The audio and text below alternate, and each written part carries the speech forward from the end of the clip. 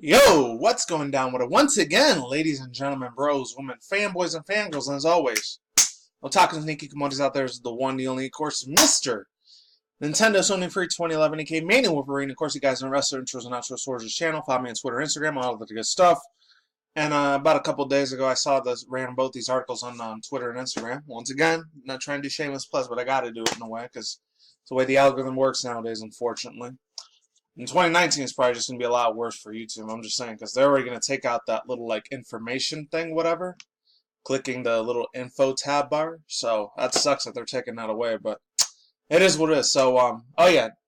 It's going to be a little mini update. Speaking of which, since they're taking that away next year, next month and year, it's both at the same time for me, because it's around the end of that month of next month, January, / next year, 2019. You can probably just skip the first minutes of this video. You can probably skip up to the 6 or 7 minute duration point 2 if you want to just hear me talking about the Pokemon Gamefreak stuff or whatever. So, there's that. Anyways, friends, yeah. I'm probably just going to leave the links to my last video in the description box down below instead of just leaving the articles. Because I always leave the articles. You guys already know. I always leave the articles in the description box down below. But I'm going to have to leave the links to my last video in the description box down below first. And then after that, I'll leave the articles. So that way, you guys know I still exist. I'm not trying to shill out or anything. I'm just letting people know what's to come. So there's that. Oh, also, I heard about a little bit of news about some Kingdom Hearts just recently, a couple hours ago, after I got out of work. Because, man, after I get out of, like, my occupation, sometimes it is not fun to go back to, like, taking a nap and shit. So, there's that. Anyways, without further ado, let's begin. So it says, Japan wonders what sort of system Nintendo's become. This comes from this guy, as always, Iggy. I've been reading a lot of stuff from, not Nintendo Everything, but, because I've read Nintendo Everything a few times, but a lot of my information, I've seen a whole bunch. I read in most of my article reviews, I've noticed.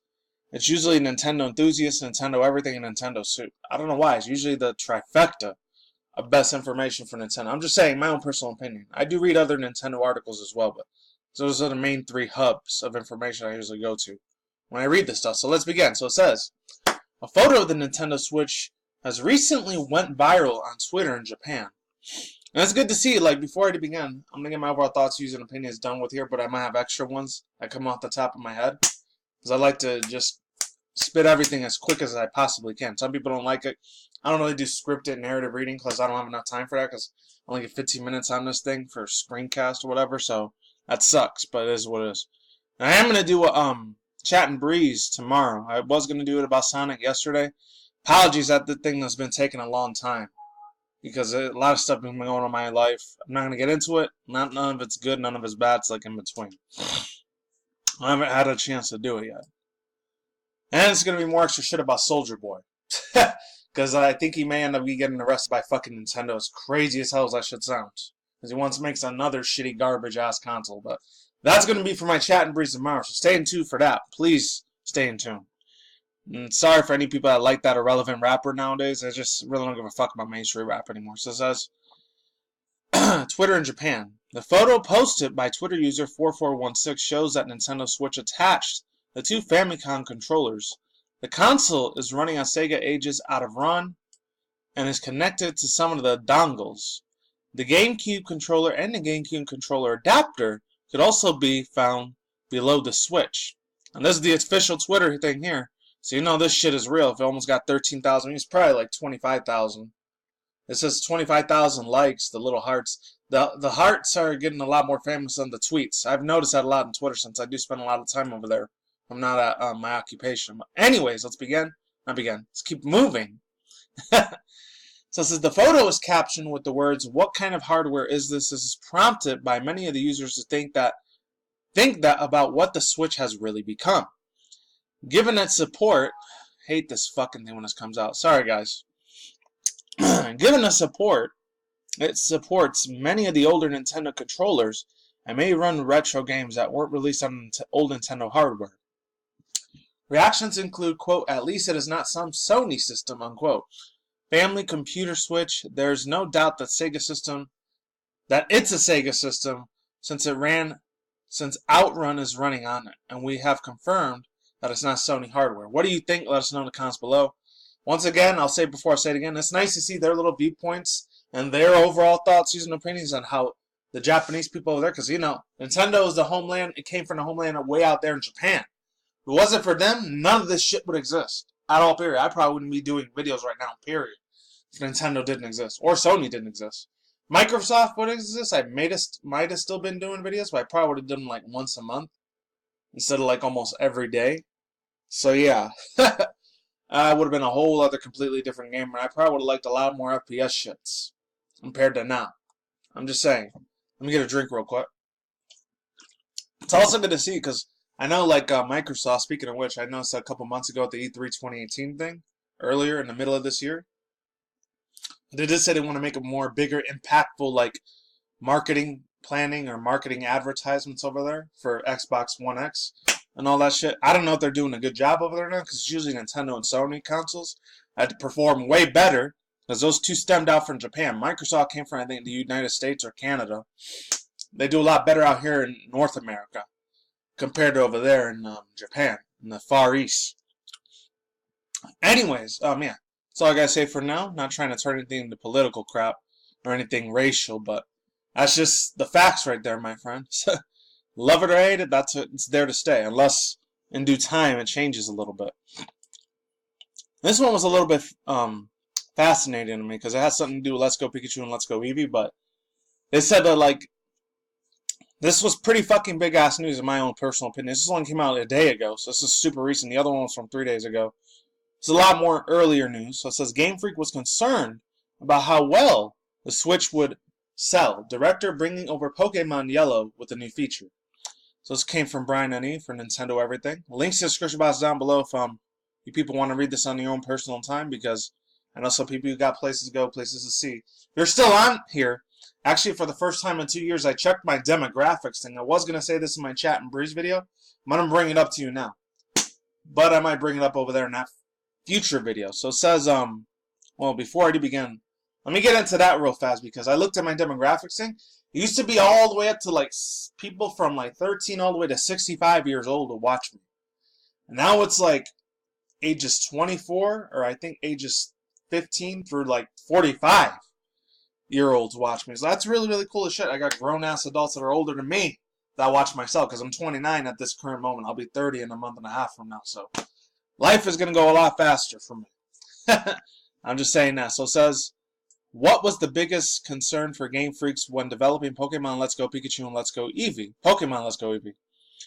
Apparently, how much the Switch would sell. Director Januchi Masuda, which I think next year he's not going to be the director of Pokemon Gamefreak anymore. It's going to go to Shigeru Ohmori, not Shigeru Miyamoto, because I know that's the dude's like one of the big corporate heads of Nintendo Japan over there.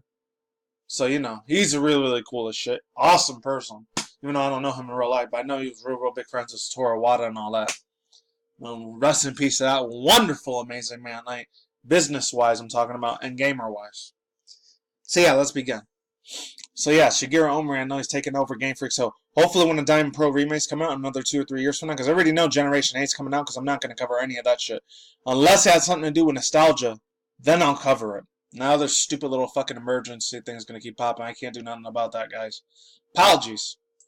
So it says, yeah, director Januchi Masuda was interviewed in the game's Japanese strategy guide, which was the publisher of the English version it was in. Masuda mentioned that the team started development before the Switch launched. It says, quote, so we couldn't really predict at all whether the console was going to sell well or not, unquote. He says that the team was quite revealed to see that it will hit record sales following the release. Those comments from Masuda also came when asking the keyword from Pokemon Let's Go, which there was none for this particular project. Below are full comments. I didn't even read any of this, so I'm just going in balls deep with this shit because I had no idea this was a thing. So this is the first time reading this article. I didn't even read it before this video. I read this one before I started the video, but not this one. So it says, we have always decided a keyword for our projects, but the truth is that we didn't have a single definitive keyword in the time. Instead, we have the idea of creating a game that wouldn't be frightening and that everyone could play together in their living rooms. That's because these games started off from the desire to rebuild Pokemon series from the new home home gaming console, Nintendo Switch. Based on the 1999 Game Boy title Pokemon Yellow Special Pikachu Edition, we simply brought Pokemon Yellow to the Switch as it was, though we would only see a limited number of people playing the game. That's why we forged ahead into adding Pokemon catching mechanics from Pokemon Go, and the two-player support play feature. And we would really include many of these new ways to play as we can manage. Alright. After all, we are working on the development of the hardware that could ever be released, so we really couldn't predict all of the whether or not the consoles were going to sell well or not. Of course, we were all quiet, relieved to see that it hit records sales figures after its release. Laughs. Masuda was also asked to prompt a team to make a game for the Switch based on whoa. Okay, whatever. The importance of the elements to include any of the TV series to get their fans to feel like they were wanting to play the core Pokemon series games too. In Pokemon Yellow, the player had Pikachu following them behind, right? When we were wondering whether it could be depicted that some of the fashions that we couldn't decide, we decided and we could have it riding under the player's should. Just like how Ash's Pikachu does it in the TV series. I thought that seeing your Pokemon riding right there on your shoulder would make it feel more like your partner in the adventure. Really promoting, however the fuck you say it.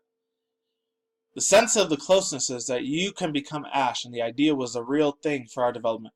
Overall thoughts, views, and opinions. I just watched a video the other day. I was going to say this on my chat and breeze too, but I'm going to bring it up now. But I'll leave it in the links to the description box down below. By the time you guys are watching this, it'll probably be done. Or it's in the next day into the future, depends.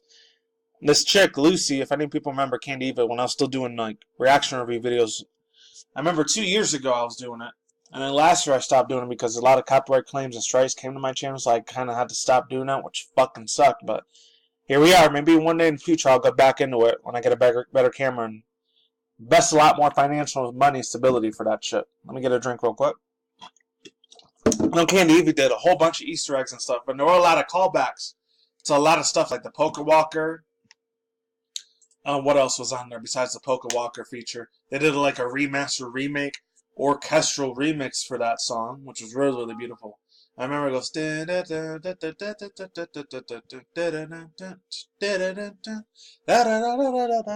any of you guys remember, I'll leave the link to the song down below.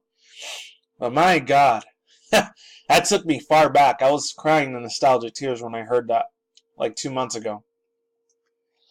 Even though, granted, it came out way back in 2010. It was like a sophomore year during my community college days when Heart Gold Soul Silver came out. So it brings a little bit of mini nostalgia for me. I think I was like 20 or 21 when it came out. So there's that. So yeah, another overall thoughts, views, and opinions on that. He didn't mention anything about the Easter eggs. He had no specific like any backup data about like how Generation 8 might be coming out or any of that stuff. He kept quiet about that. So those 2 things or 4 things. The other 2 things I'm going to disagree with Januchi Masuda's at. And he didn't say anything about Mew or Mewtwo, the legendary Pokemon, how you could fight them the traditional way instead of just catching them using that little rotator catch feature like you do in Pokemon Go.